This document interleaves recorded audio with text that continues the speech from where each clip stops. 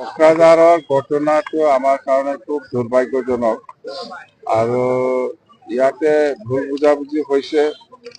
ইয়াত কোনোবা থাৰ্ড পাৰ্টিয়ে সোমাই পেলাই যিটো ৰাজনৈতিকভাৱে এইটো এডভান্টেজ ল'ব বিচাৰিছে বা গণ্ডগোল কৰিব বিচাৰিছে, সেইটো আমি কেতিয়াও এনকাৰেজ নকৰোঁ।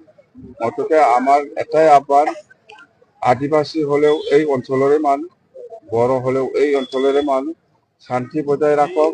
আমি সেইটোৱে আপিল কৰিছোঁ। সকলে এই অঞ্চলৰে মানুহ, কোনো বাহিৰৰ মানুহ নহয়। আমি ইয়াতে থাকিব লাগিব, সাৰা জীৱন ইয়াতে থাকিব লাগিব, ইয়াতে কাম কৰি খাব লাগিব, একেলগে থাকিব লাগিব। ইয়াত কোনোবা ৰাজনীতিক দলৰ এনকাৰেজটো লৈ পেলাই গণ্ডগোলটো বেছি কৰিব নালাগে। মোৰ এটাই আহ্বান। তৃতীয় পক্ষ থাকাৰ সন্দেহ কৰে নেই? আছে আছে, ইয়াত থাৰ্ড পাৰ্টি সোমাইছে, সেইকাৰণে এইবিলাক ঘটনা হৈছে, নহলে এনেকুৱা নহলে হয়। ঘটনা নাই, ইয়াৰ ব্যৱস্থা লোৱা নোলোৱা প্ৰশাসনৰ হাতত। প্ৰশাসনৰ হাতত, আমাৰ হাতত প্ৰশাসন নাই।